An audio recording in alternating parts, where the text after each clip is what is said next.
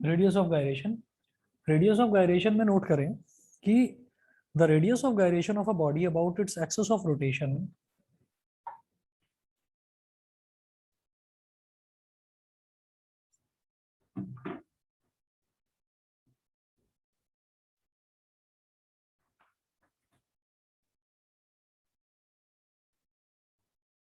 the radius of gyration of a body about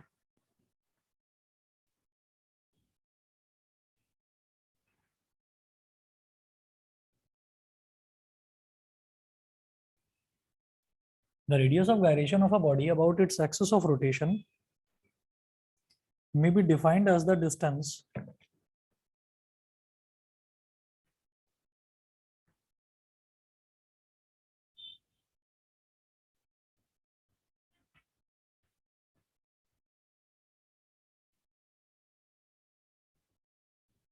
the radius of gyration of a body about its axis of rotation may be defined as the distance from the axis of rotation distance from the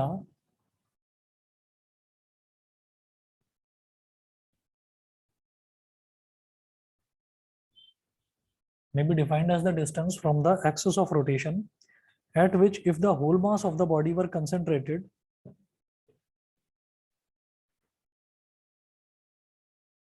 at which if the whole mass of the body if the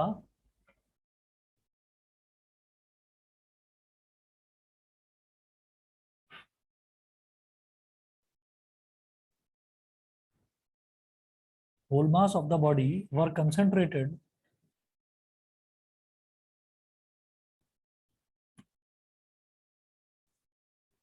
its moment of inertia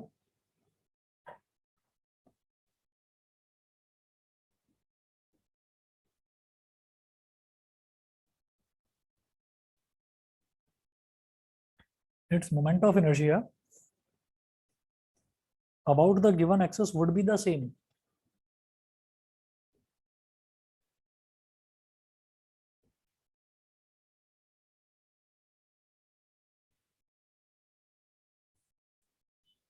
Its moment of inertia about the given axis would be the same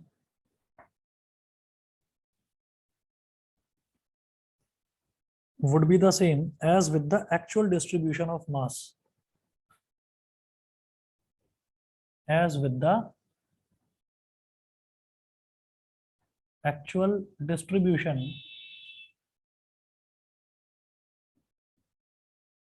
of mass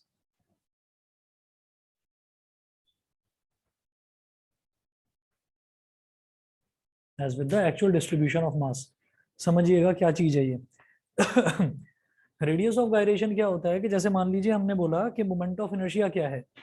moment of inertia ये कहा जाता है कि अगर मान लीजिए कोई भी बॉडी है, उस बॉडी के अंदर बहुत सारे पार्टिकल्स हैं, तो उन पार्टिकल्स के अलग अलग मास होंगे. उन सभी मासेस का एक्सिस ऑफ रोटेशन से जो डिस्टेंस है वो निकालिए और उन डिस्टेंसेस का स्क्वायर करिए, मासेस में मल्टीप्लाई करिए, सबको ऐड कर दो. जैसे फर्स्ट पार्टिकल का मास m1 है, उसका एक्सिस ऑफ रोटेशन से डिस्टेंस r1 है, तो m1 r1 square. Second particle का डिस्टेंस m2 है, उसका एक्सिस ऑफ रोटेशन से डिस्टेंस r2 है, तो m2 r2 स्क्वायर.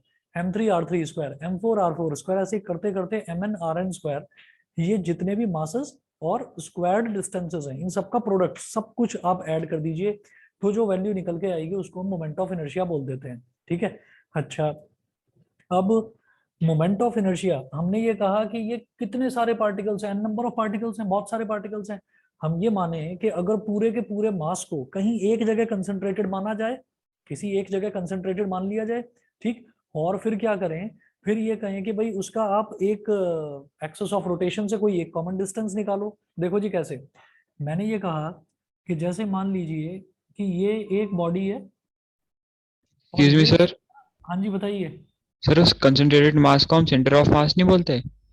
कंसंट्रेटेड मास को हम सेंटर ऑफ मास बोलते हैं, बिल्कुल सही कह रहे हैं. कंसंट्रेटेड मास जो है वो जिस पॉइंट पर होगा उसको हम सेंटर ऑफ मास ही बोलेंगे. ठीक है. अब आप ये देखो कि जैसे ये है, मैं यहाँ पर ना रेडियस ऑफ गायरेशन बताना चाह रहा हूँ बेटा, वो तो आप बिल्कुल सही कह रहे हो. देखिए यहाँ पर एक मास है इधर, m1, एक मास है इधर m2, एक मास है इधर m3, एक मास है इधर m4। ठीक है, अब मैंने m4 को इससे ज्वाइन करा तो डिस्टेंस r4, मैंने m3 को इससे ज्वाइन करा तो डिस्टेंस r3, मैंने m1 को इससे ज्वाइन करा तो डिस्टेंस r1, मैंने m2 को इससे ज्वाइन करा तो डिस्टेंस जो है वो r2। तो अब मैं क्या करूंगा, मैंने मान लो i निकाला, i कैसे आएगा, m1 r1 square plus m2 r2 square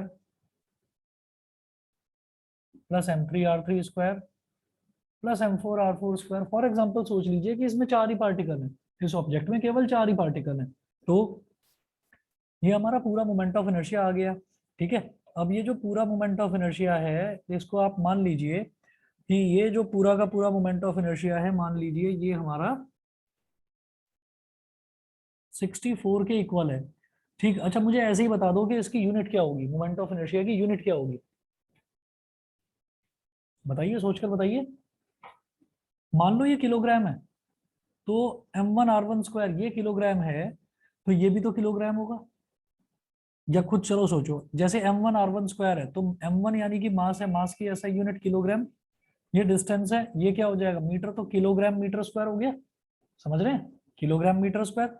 तो भाई ये भी तो किलोग्राम मीटर स्क्वायर होगा, m2 जो है उसकी यूनिट भी किलोग्राम, और जो r2 है इसकी यूनिट भी मीटर स्क्वायर, r2 है तो मीटर और उसका स्क्वायर है तो मीटर स्क्वायर, तो ये भी किलोग्राम मीटर स्क्वायर, ये भी किलोग्राम मीटर स्क्वायर, ये भी किलोग्राम मीटर स्क्वायर, सबको ऐड भी कर दोगे तो भी तो यूनिट किलोग्राम मीटर स्क्वायर ही आएगी। समझ गए कि नहीं? हाँ, अच्छा, तो इसका मतलब इसकी यूनिट होती है किलोग्राम मीटर स्क्वायर। हमने माना कि ये है। अब मैं क्या करता हूं, अब मैंने एक काम करा कि मैंने कहा भाई ये तो इतने सारे के सारे मासेस जो हैं ये सारे के सारे डिस्ट्रीब्यूटेड है पूरी की बॉडी बॉडी में थ्रू आउट। क्या आपने इसके इतने सारे रेडियस बता दिए, आपने इसके इतने सारे मास बता दिए, भाई एक काम करो पूरी की पूरी बॉडी लो और पूरी बॉडी का मास बता दो कितना है। मैंने कहा चलिए ठीक है, हमने पूरी बॉडी का मास कैलकुलेट कर लिया। तो यहाँ पर लिखे if the mass of the entire body is capital M,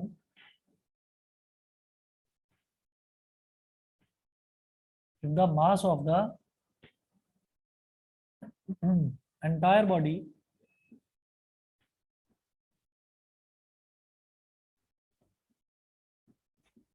is capital M, ठीक है, तो अब आप ये देखो कि पूरी बॉडी का मास मैंने M मान लिया और मैंने सोचा, ऐसे ही सोचा, मैं उसका डायग्राम बनाकर नहीं दिखाऊंगा, उसका डायग्राम बनाकर नहीं दिखाऊंगा, क्योंकि मैं ये नहीं कह सकता कि वो मास यहाँ कंसेंट्रेटेड होगा सारा या यहाँ कंसेंट्रेटेड होगा या यहाँ कंसेंट्रेटेड होगा, नहीं पता मुझे। ठीक, लेकिन मैंने ये कहा कि पूरी बॉडी का मास M है। ठीक है, तो अगर एक सिंगल पार्टिकल की तरह पूरी बॉडी को माना जाए और पूरी बॉडी के मास को M मान लिया जाए, तो जहां पर वो रोटेट हो रहा है, जिस एक्सिस के चारों तरफ वो पूरी की पूरी बॉडी रोटेट कर रही है, वहां से कोई डिस्टेंस भी तो होगा उसका, कोई डिस्टेंस भी तो होगा।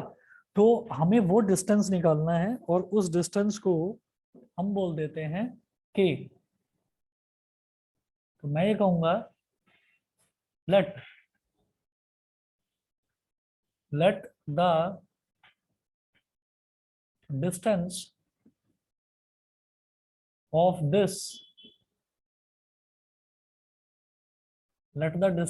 this entire mass from the axis of rotation be small k। इसको स्मॉल के मान लीजिए, इसको स्मॉल के मान लीजिए।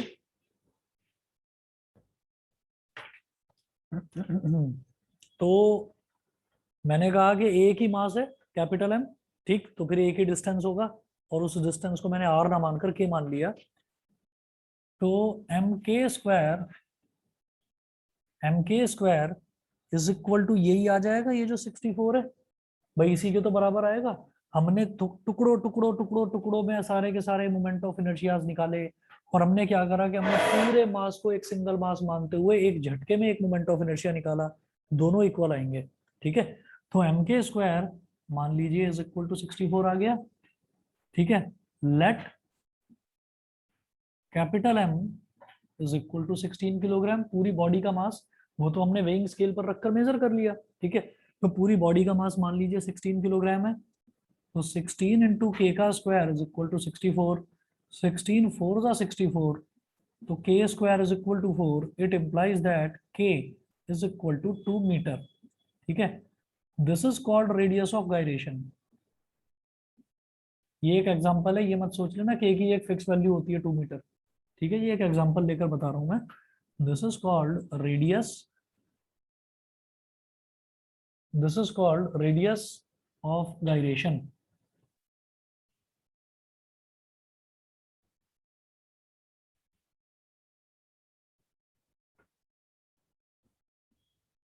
Radius of gyration. ठीक है, तो पूरे के पूरी बॉडी का एक मास निकाल के और फिर ये सोचा गया कि वो पूरा मास किसी एक पॉइंट पर कंसंट्रेटेड है। ठीक है, जबकि ऐसा होता नहीं है, इसीलिए मैं इसका डायग्राम नहीं बना रहा हूँ, बिकॉज इमेजिनरी कॉन्सेप्ट है। ठीक, तो पूरी की पूरी बॉडी का मास निकाल लिया और मास निकाल के ये सोचा कि वो किसी एक पॉइंट पर कंसंट्रेटेड है। उस पॉइंट से एक्सेस ऑफ रोटेशन का डिस्टेंस मैं मेजरिंग स्केल से मेजर नहीं कर सकता, मैं कैलकुलेशन से कैलकुलेट ही कर सकता हूँ उसको। ठीक है, चलिए जी, समझ में आ गया बेटा? ऑनलाइन वाले बच्चे बताएं। Yes sir. Yes sir. Yes sir. Okay okay, 1 minute, आप लोगों को शायद ये दिखाई नहीं दे रहा होगा, मैं इस तरफ शिफ्ट कर रहा हूँ। हाँ जी, अभी जो लिखा है राइट में सब दिखाई दे रहा है? Yes sir. चलिए जी, रेडियस ऑफ गायरेशन के बाद में फिर आप ना सीधा सीधा नोट करना शुरू करो कि मोमेंट ऑफ इनर्शिया जो है, क्योंकि इसकी डेरिवेशन मुझे नहीं करनी है, तो जितनी भी अलग अलग फिगर्स हैं उन पर क्वेश्चंस आ सकते हैं, क्या आएंगे ही आएंगे। मोमेंट ऑफ इनर्शिया बड़ा इंपॉर्टेंट टॉपिक है, तो सारे के सारे आप लाइन से ना नोट करना शुरू करिए। मैं सिर्फ डायग्राम बनवाऊंगा और सिर्फ जो है उनके फॉर्मूला लिखूंगा। क्या कह रहे हो? मोमेंट ऑफ इनर्शिया में से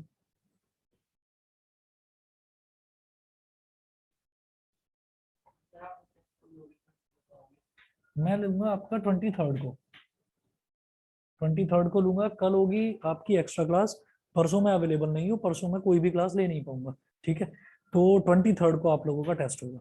ठीक है, हाँ कल ऑनलाइन रख लूंगा, कल ऑनलाइन रख लूंगा, क्योंकि हाँ work energy and power.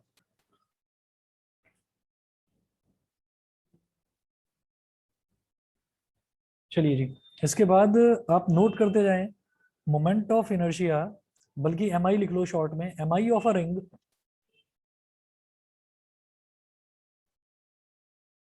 M I of a ring,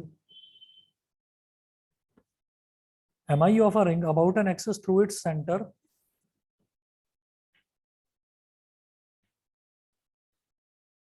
about an axis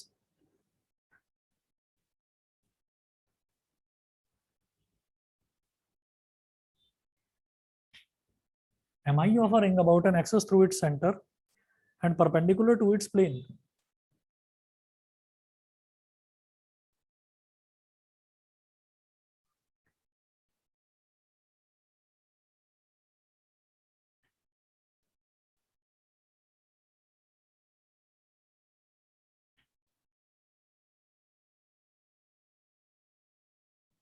तो जब वो बोल रहे हैं कि थ्रू इट्स सेंटर, तो देखिए रिंग जो है, रिंग का जैसे आप लोग जब 10th क्लास में थे आपने एरिया रिलेटेड टू सर्कल करा था, तो मैं ये बोलता था कि एक तो यहाँ पर सर्कल है और एक सर्कल के बाहर एक और सर्कल है, तो सोचिए कि बीच का पोर्शन अगर गायब कर दिया जाए तो केवल और केवल ये रिंग बचेगा।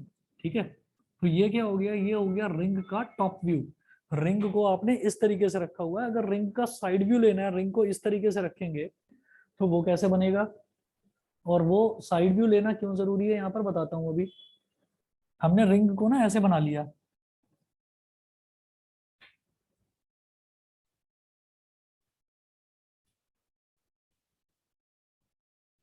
हमने रिंग को ऐसे बना लिया क्योंकि मैं मोमेंट ऑफ इनर्शिया कहाँ निकालना चाह रहा हूँ? Moment of inertia of a ring about an axis through its centre, इसके सेंटर से पास होने वाली एक्सिस को मैं ऐसे ही तो दिखाऊंगा, रिंग के सेंटर से पास होने वाली एक्सिस ऐसे ही तो दिखाएंगे। ठीक, अच्छा बीच में खोखला है, सॉलिड डिस्क नहीं है, सॉलिड डिस्क में पूरा का पूरा भरा हुआ होता है, यहाँ रिंग है यानी कि बीच का पोर्शन खाली है, खोखला है। तो यहाँ से जो लाइन है वो सेंटर से एक्सिस इस तरीके से जा रही है। अगर मैं रिंग को ऐसे बनाता तो सेंटर से पास होने वाली axis inside into the board होती, तो वो मैं दिखा नहीं पाता, इसलिए हमने इस रिंग को ऐसे दिखाया, बेसिकली सर्कुलर ही है ये, ठीक है। अच्छा, अब हम ये कहते हैं कि इसका जो रेडियस है यहां तक, ये जो रेडियस है this is capital R, this is capital R. Moment of inertia of a ring about an axis through its centre, इसके सेंटर से and perpendicular to its plane, ये ऐसे रखा हुआ है रिंग, ऐसे रखा हुआ है, तो जो एक्सिस है वो इस पर ऐसे परपेंडिकुलर होनी चाहिए। रिंग ऐसे रखा हुआ है तो axis is perpendicular to it, ठीक है। मतलब वो जो एक्सेस है वो टेढ़ी मेढ़ी नहीं होनी चाहिए भाई, सेंटर से गुजरने वाली लाइन तो ऐसी भी हो सकती है, ऐसी भी हो सकती है, तो वो परपेंडिकुलर मेंशन करना इसलिए जरूरी है, ठीक है। तो इसका फॉर्मूला लिखेंगे सीधा, वैसे इसका डेरिवेशन है पर इस साल नहीं है सिलेबस में। तो I is equal to M R square, I is equal to capital M R square, ये इसका फॉर्मूला है फर्स्ट, ठीक है।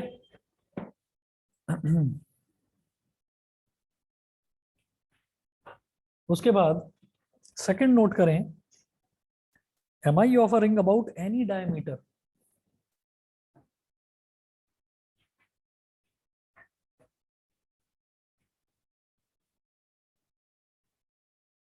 M I of a ring about any diameter.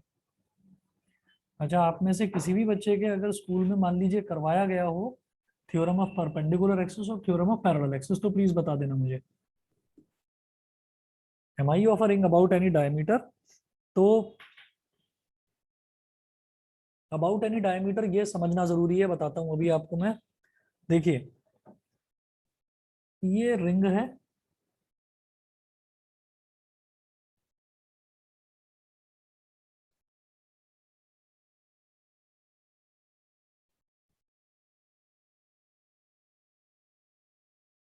एक डायमीटर तो ये हो गया, एक डायमीटर ये भी तो डायमीटर ही होगा, ये भी तो डायमीटर ही होगा। तो इसको क्या बोलते हैं, इसको आईडी बोल देते हैं, ID, moment of inertia about any diameter. तो अब आप ना एक चीज देखिएगा, क्योंकि मैं रोटेशनल मोशन कर रहा हूं, तो रोटेशनल मोशन में आप ये समझें कि चीज रोटेट तो होगी। तो जैसे यहाँ पर था कि M I about an axis through its centre and perpendicular to its plane, मतलब इस एक्सिस के चारों तरफ इस रिंग को ऐसे रोटेट कर दिया जाए, तो मोमेंट ऑफ इनर्शिया क्या होगा। अबाउट एनी डायमीटर का मतलब क्या है कि जो डायमीटर है ना, इस डायमीटर को तो फिक्स कर दिया और इसको ऐसे हॉरिजॉन्टली घुमा दिया रिंग को। मतलब यहाँ पर तो रिंग इस तरीके से घूम रही थी, अब डायमीटर को फिक्स करके तो आधा रिंग उधर हो गया, आधा रिंग इधर हो गया, और इस तरीके से रिंग घूमेगा गोल गोल। मेरी बात समझ में आ गई। अगर मैं इसको, हाँ मैं दोबारा समझा रहा हूँ, अगर इसको इस तरीके से देखा जाए तो यहाँ पर आप ये समझो कि जैसे ये डायमीटर है, ये डायमीटर है, तो रिंग किस तरह से घूमेगा, डायमीटर को फिक्स कर दिया, डायमीटर एक्सेस हो गई है, अबाउट एनी डायमीटर बोल रहे हैं ना, तो रिंग इस तरीके से घूमेगा जैसे कि कोई छल्ला घूम रहा हो ऐसे। जैसे कि की रिंग नहीं होती है, ऐसी गोल वाली की रिंग होती है, बीच में से फिक्स होती है, उसको ऐसे गोल गोल घुमा देते हैं, वो इस तरीके से घूमेगा। समझ गए कि नहीं। हाँ, अबाउट एनी डायमीटर मतलब डायमीटर अब आपकी एक्सिस ऑफ रोटेशन है, और आधा रिंग इस तरफ है, आधा रिंग इस तरफ है, ring will move like this. उस केस में रिंग क्या था, ऐसे घूम रहा था, वो मैं दिखा नहीं पाता एक्सेस, तो मैंने ऐसे दिखाया, तो रिंग इस तरीके से घूम रहा है इसमें। यहाँ पर रिंग जो है ये ऐसे ऐसे घूम रहा है डायमीटर के अबाउट। इसका फॉर्मूला नोट करेंगे, I D is equal to half M R square,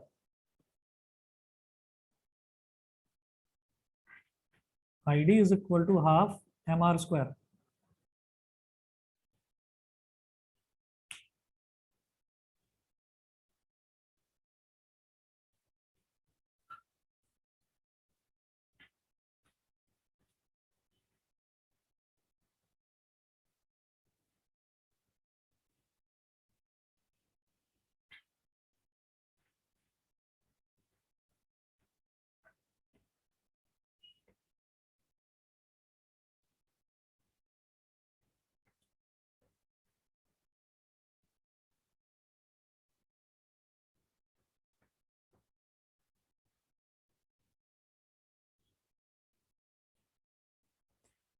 अगला नोट करेंगे, M I of a ring about a tangent in its plane.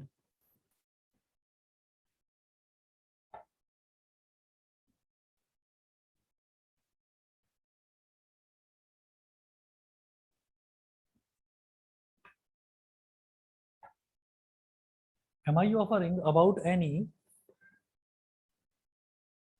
Tangent in its plane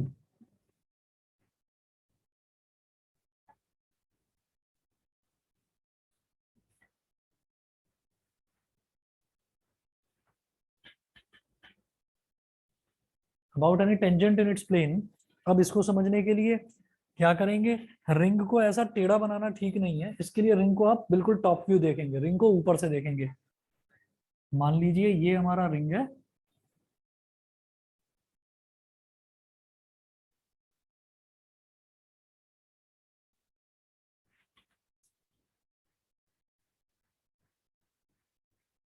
ये रिंग है और ये रिंग का सेंटर है और ये कोई टेंजेंट है। तो अब क्या करना है कि इस टेंजेंट, ये जो हमारा टेंजेंट है, टेंजेंट रिंग को किसी एक पॉइंट पर टच करके जाएगा, तो टेंजेंट के अबाउट इसको रोटेट कराना है, मतलब रिंग अब इस तरीके से घूमेगा, ऐसे ऐसे, ये वाला पोर्शन इसका फिक्स रहेगा और ये रिंग इस तरीके से घूमेगा। समझ गए? ठीक। तो इस केस में मोमेंट ऑफ इनर्शिया होता है 3/2 mr²।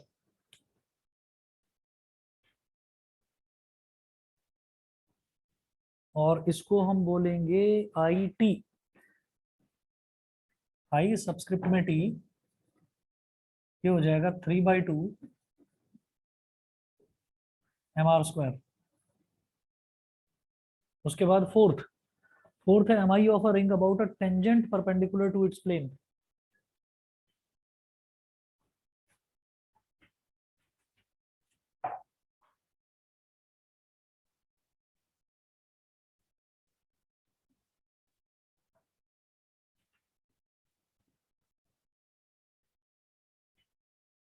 About a tangent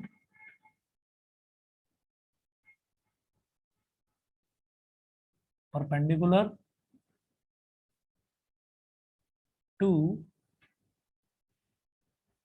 it's plane.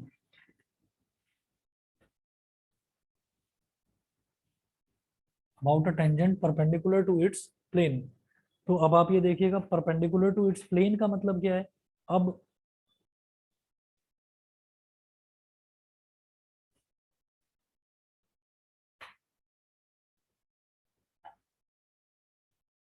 अब रिंग को वापस ऐसे ही बनाएंगे, perpendicular to its plane, ring के परपेंडिकुलर जो प्लेन है, ठीक है। तो ये रिंग हो गया,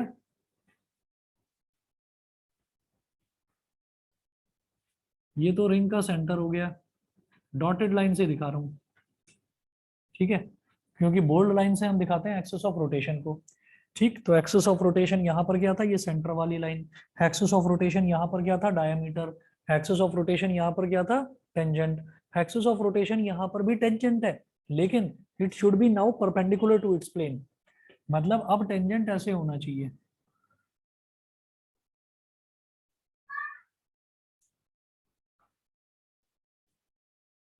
अब टेंजेंट इस तरीके से होना चाहिए। तो यहां पर तो आप ये देखिए कि रिंग बिल्कुल एक ऐसे प्लेन की तरह पूरा का पूरा रिंग इस तरीके से घूमता, लेकिन यहाँ पर क्या है, रिंग इस तरह से ना रखकर इस तरह से रखा हुआ है, रिंग अब ऐसे रखा हुआ है और ऐसे केस में अब ये इस तरीके से घूमेगा।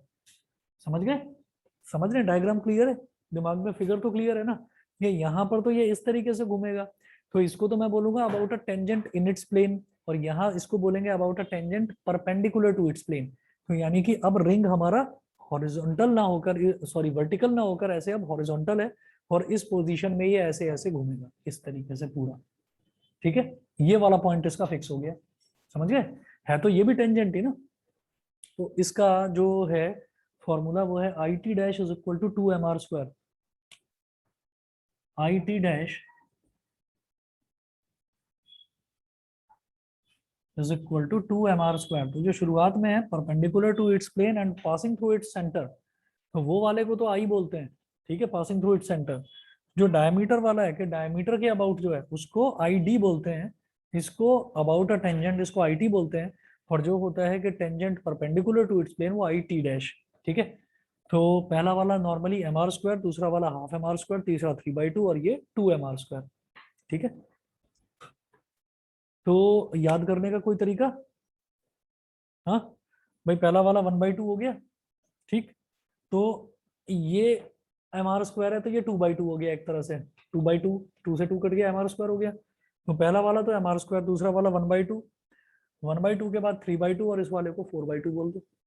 ठीक है, याद हो जाएगा। कैसे भी देख लीजिए कि बस सीक्वेंशियली नहीं चल रहे हैं हम, और चाहे तो इसको इस सीक्वेंस में याद कर लो कि पहले डायमीटर वाला और फिर ये, जैसा आपको सीक्वेंस ठीक लगे उस सीक्वेंस में याद कर लीजिए, पर इनके फॉर्मूले याद होने चाहिए, कहीं भी गड़बड़ ना हो।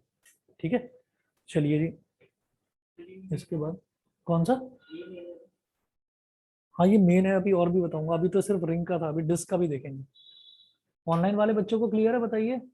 दिवस, देविना, नित्या, फिर ये सजल, सारी शेप्स क्या याद करनी पड़ेंगी Yes. अलग अलग?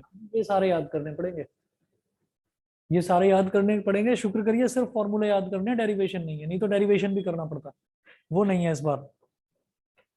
सही है, सभी को यस सर। क्लियर है, बता दीजिए ऑनलाइन वाले बच्चे, शिवांश, सजल, Yes, नित्या। sir. Yes, sir. चलिए जी, ठीक है, ठीक है। अब इसके बाद अगला है, mi of a circular disk about an axis through its center and perpendicular to its plane। अब मैं सर्कुलर डिस्क की बात करता हूँ, रिंग जो है वो बीच में से खाली होती है, खोखली होती है, डिस्क पूरी की पूरी सॉलिड होती है। ठीक है, होती है ना फ्लाइंग डिस्क जिससे खेलते हैं।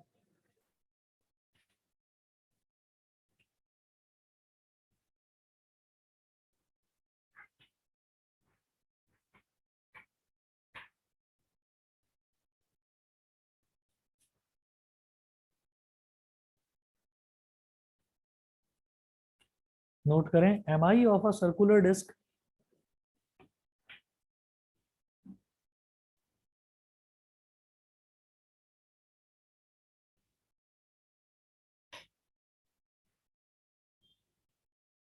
mi of a circular disk about an axis through its center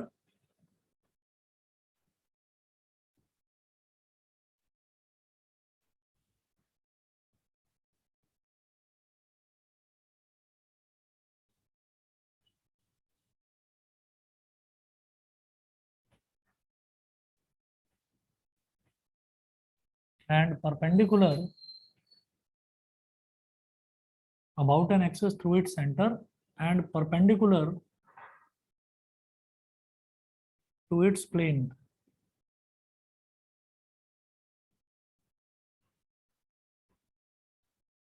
perpendicular to its plane. अब देखिएगा, अब ये डिस्क की बात हो रही है तो डिस्क को इसी तरीके से बनाइएगा ऐसे, और ये दिखाने के लिए कि ये सॉलिड डिस्क है थोड़ा सा ऐसा कर लो इसको।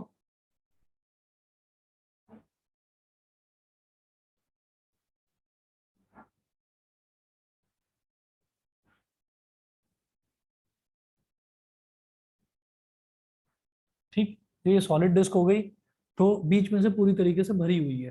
ठीक है, तो बिल्कुल वही है सीक्वेंस जैसे पहला था, M I of a circular ring about an axis था वहां पर, यहाँ पर M I of a circular disc about an axis through its centre and perpendicular to its plane, यानी कि जो axis of rotation it will pass through its centre of mass, ये वाला। तो ये क्या हो जाएगा इस केस में, I is equal to half M R square होता है, I is equal to half M R square.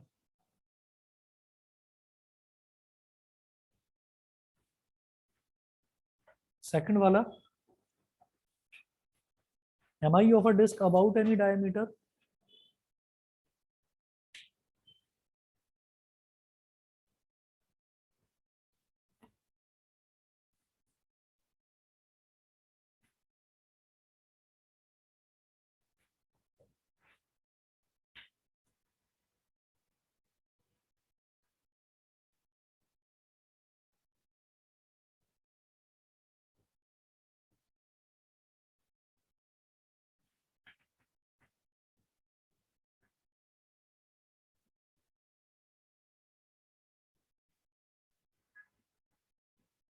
mi of a disk about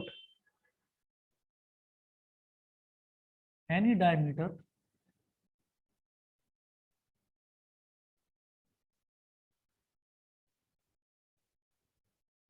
mi of a disk about any diameter, किसी भी डायमीटर के अबाउट अगर बताना है तो समझ लीजिए कि जैसे मान लीजिए ये डिस्क है पूरा का पूरा, और कोई भी एक डायमीटर ले लो, मान लीजिए मैंने ये वाला डायमीटर ले लिया, तो ये जो डायमीटर है यही हमारा एक्सिस ऑफ रोटेशन हो गया। अब इसी एक्सिस के अलोंग हमें इसको इस तरीके से घुमा देना है। तो यहाँ पर क्या बोलेंगे, डायमीटर के अबाउट है तो I D is equal to 1/4 mr², 1/4 mr²। अगला है M I of a disc about a tangent in its plane.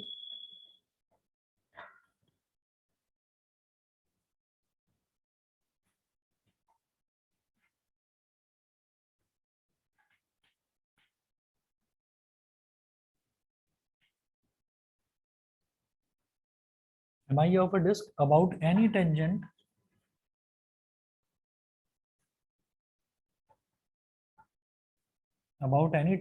in its plane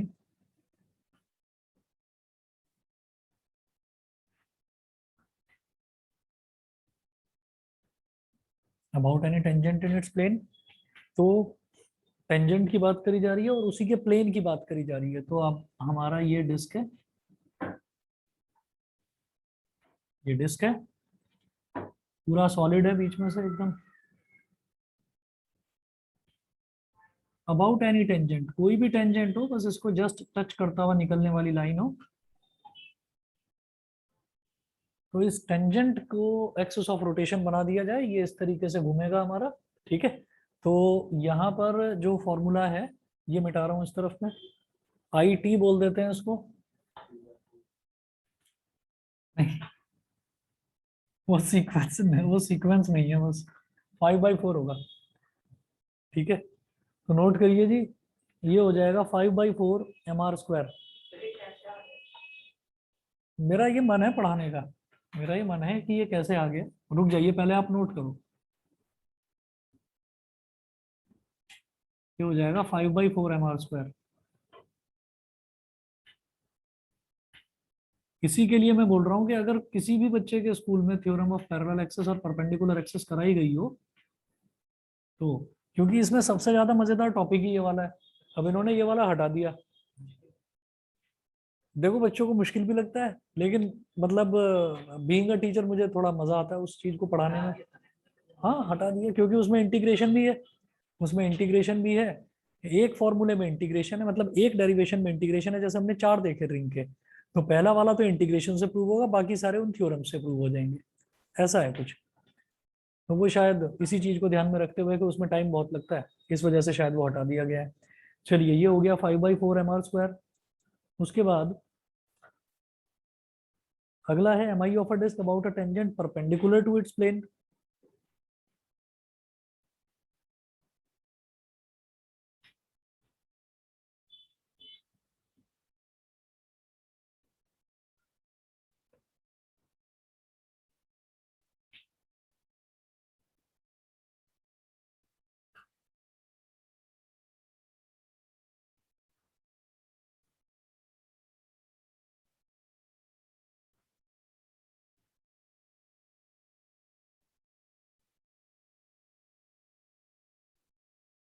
तो डिस्क इस तरीके से बना लिया,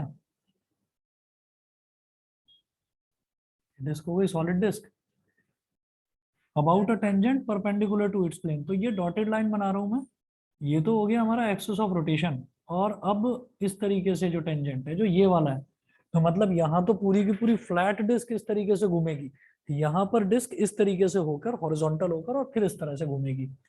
तो इसको आई टी डैश बोल देते हैं, I T dash is equal to, ये है 3/2 mr², ये है 3/2 mr²। ठीक है, अच्छा जी, बस 1 मिनट वेट करिए, मैं 1 मिनट में आ रहा हूँ। फिर रॉड का, सिलेंडर का और स्फीयर का और देखना है, इसमें बहुत ज्यादा नहीं है।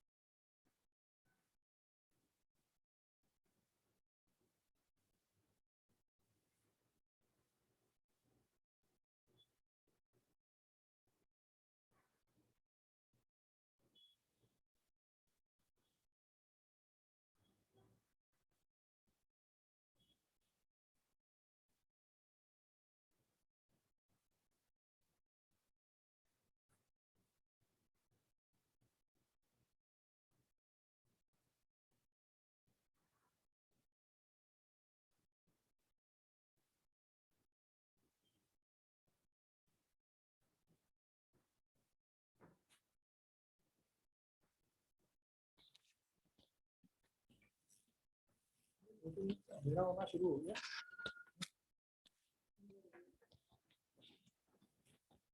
हाँ, थोड़ा सुबह और शाम को तो लगती है।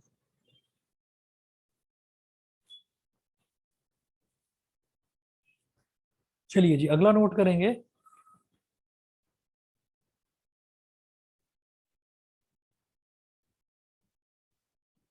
तो फॉर्मूले याद रखने का बस टास्क रहेगा आप लोगों के लिए इसमें। बाकी तो आप समझ ही रहे होंगे, अगर मोमेंट ऑफ इनर्शिया पूछा जाएगा तो मास और रेडियस अगर मेरे को पता है तो फिर तो कोई प्रॉब्लम ही नहीं है। अगला नोट करें, M I of a thin rod about a sir torque को ही तो मोमेंट ऑफ इनर्शिया बोल, अच्छा नहीं, वो तो मोमेंट ऑफ फोर्स होता वो मोमेंट ऑफ फोर्स है। हाँ, डायग्राम कहाँ पूछेंगे वो आपसे? या तो दिया जाएगा या फिर लिख दिया जाएगा कि M I of a disc about any tangent in its plane. इस तरीके से लिख कर दे देंगे, क्योंकि एमसीक्यू में कहाँ डायग्राम। चलिए नोट करेंगे, M I of a thin uniform rod about a perpendicular axis, mi of a thin uniform rod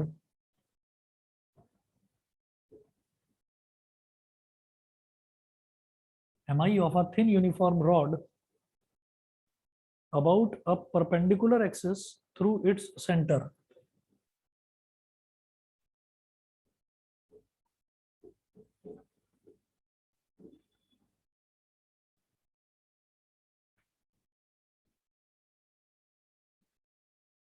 Perpendicular axis through its center.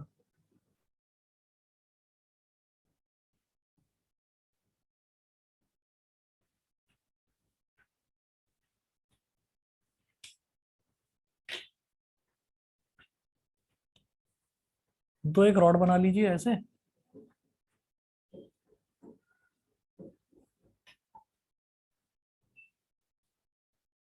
और थिन का मतलब क्या है कि जो इसकी ये ब्रेथ है ना, ये जो इसकी मोटाई है, इसको ना के बराबर माना गया है। ठीक है, और जो इसके सेंटर से होकर गुजरे ऐसे, तो इस तरीके से रॉड फिर घूमना शुरू करेगी अगर सेंटर से एक एक्सिस ऑफ रोटेशन इसकी गुजर रही है। रॉड की पूरी लेंथ मैंने मानी एल, तो ये वाली लेंथ कितनी हो गई, L/2, और ये वाली लेंथ L/2। ठीक है, क्योंकि वहां पर रेडियस चाहिए होता था, यहाँ पर रॉड है तो रॉड में रेडियस नहीं होगा, लेंथ होगी उसकी। हमने थिन बोल दिया तो इसका मतलब ये है कि भाई हमारा थिकनेस का कोई लेना देना नहीं है इसमें, तो इसका आई होता है ml² / 12। इसका आई है ml² / 12। ठीक, अगला देखते हैं।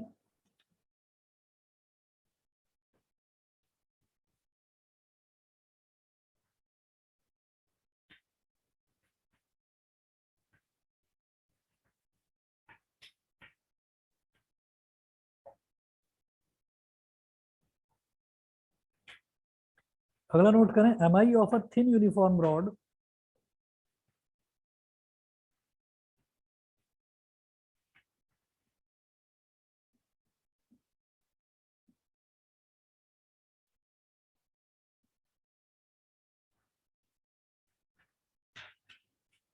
mi of a thin uniform rod mi of a thin uniform rod about a perpendicular axis through its one end.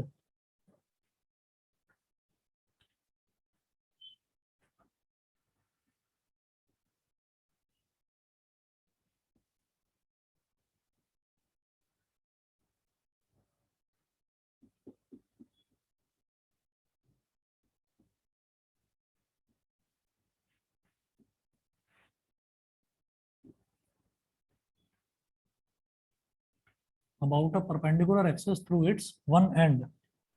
ठीक, तो इसका डायग्राम क्या होगा कि यहाँ तो जो एक्सिस है वो परपेंडिकुलर है लेकिन उसके सेंटर से गुजर रही है। यहाँ भी एक्सिस परपेंडिकुलर होगी लेकिन किसी एक एंड पर फिक्स कर देंगे उसको, मतलब पूरी की पूरी रॉड घूमेगी। कैसे, ये एक्सिस हो गई और ये हमारी रॉड हो गई। रॉड की लेंथ टोटल L। ठीक है, अब इस एक्सिस के चारों तरफ आपको इस रॉड को ऐसे ऐसे ऐसे ऐसे घुमाना है, ठीक। तो इस केस में मोमेंट ऑफ इनर्शिया कितना होगा? इस केस में मोमेंट ऑफ इनर्शिया हो गया ml² upon 3, ml² upon 3।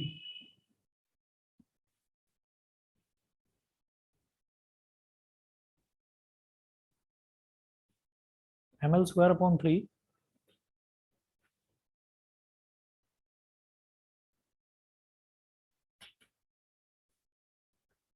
Next note करें, mi of a hollow cylinder about its own axis. क्या बोल रहे हो? हाँ आई, ठीक है, आई ही है। mi of a hollow cylinder about its own axis.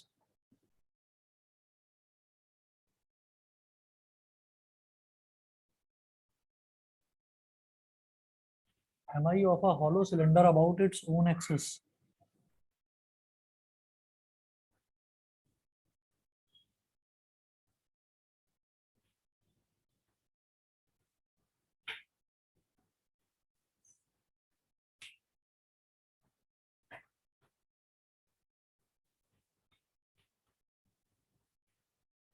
Hollow cylinder का मतलब ये है कि जैसे कि एक पाइप हो, तो वो पाइप तो बीच में से खाली ही होता है ना, उसी में से तो पानी निकलता है। तो सिलेंडर ऐसा।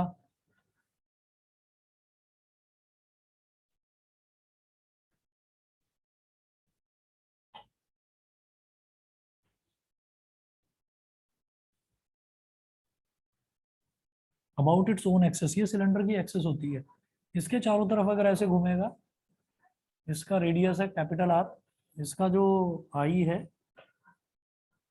वो सीधा सीधा सिंपल है mr²। I is equal to mr²।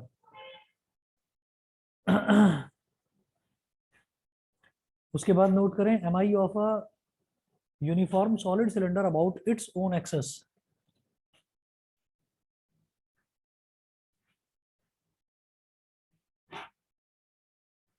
mi of a uniform solid cylinder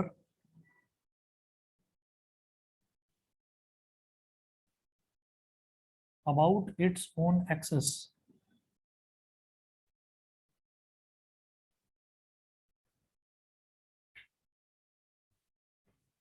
uniform solid cylinder मतलब ये वाला जो था ये होलो हॉलो था, बीच में से खाली था। सॉलिड सिलेंडर, तो सॉलिड सिलेंडर का आप समझ जाइए, बस बीच में से वो सॉलिड होगा, तो उसका जो मोमेंट ऑफ इनर्शिया है वो हो जाएगा half mr²। I is equal to half mr²। भाई ऑनलाइन वालों को क्लियर है ना सारी चीजें? Yes, sir. है ना, वो किस तरीके से घूमेगा वो तो समझ में आ रहा है ना? Yes sir. चलिए जी, उसके बाद में नोट करें, नेक्स्ट है mi of a solid cylinder about an axis.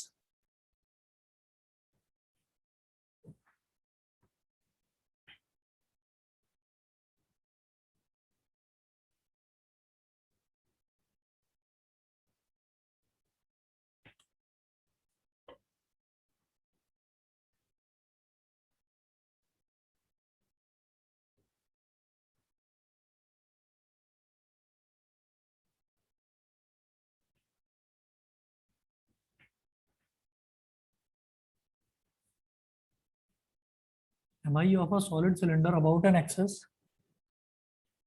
solid cylinder about an axis through its center and perpendicular to its axis।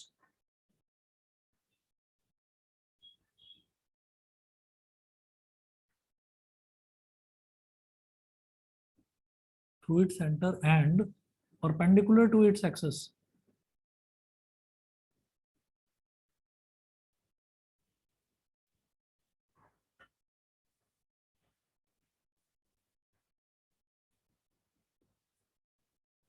perpendicular to its axis,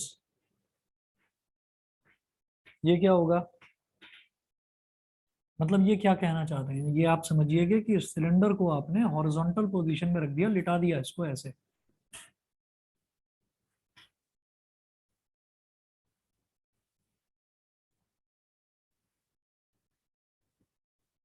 cylinder का क्रॉस सेक्शन का जो radius है वो capital R है। ये cylinder की access है, अब इन्होंने बोला कि mi of a solid cylinder about an axis through its center and perpendicular to its axis, मतलब इस तरह से।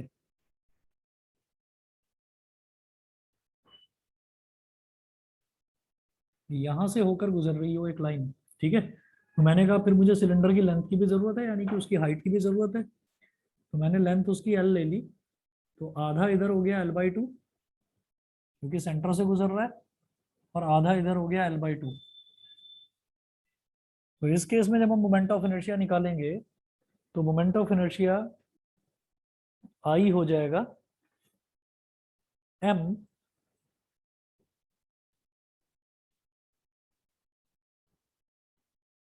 ब्रैकेट में r² / 4 plus l² / 12 plus l² / 12। ये है।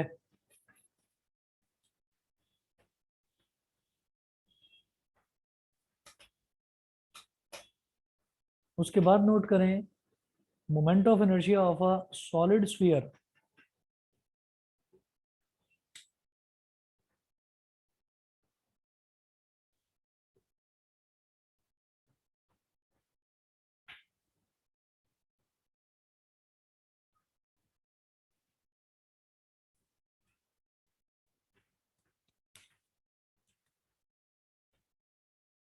moment of inertia of a solid sphere moment of inertia of a solid sphere about its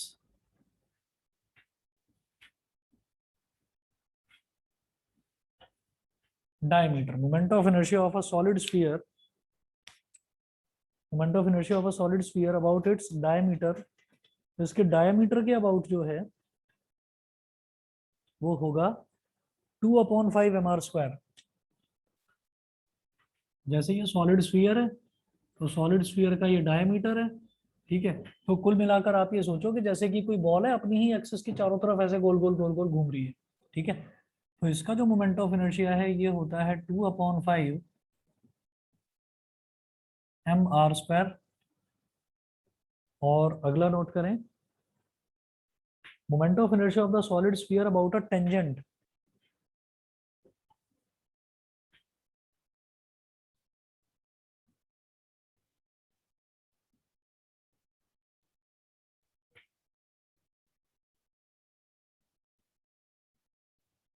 about a tangent।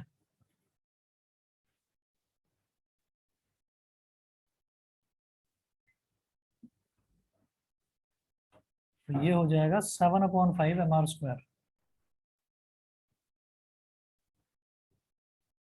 7/5 mr²। IT बोल दिया इन्होंने इसको। तो अबाउट अ टेंजेंट, टेंजेंट कहीं पर भी बना लो, स्फीयर तो हर जगह से गोल ही गोल नजर आएगा आपको। तो इस वजह से उसका कोई आपको डायग्राम भी बताकर समझाने की जरूरत नहीं है।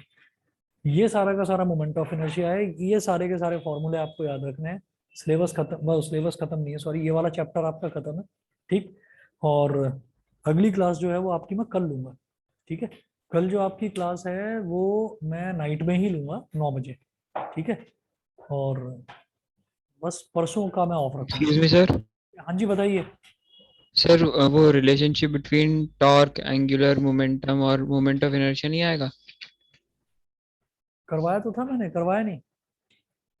और sir law of conservation of angular momentum? नहीं नहीं नहीं, ये तो सारा हटा दिया बेटा, है ही नहीं अभी। Okay sir. Sir rolling motion भी नहीं होगा फिर? कौन सा वाला? Rolling motion? कुछ नहीं कुछ नहीं, ये सब तो हटा दिया, सिलेबस में से है ही नहीं। Okay sir. हाँ बस ये लास्ट टॉपिक आप एक बार खुद भी वेरीफाई कर लेना, मैं भी चेक थैंक यू कर सर। लूंगा। ये लास्ट वाला यही दे रखा था बस, मोमेंट ऑफ इनर्शिया, और उसमें स्पेशली लिखा हुआ था विदाउट डेरिवेशन, कोई डेरिवेशन नहीं, ठीक है। चलिए जी फिर, ओके। Okay, sir.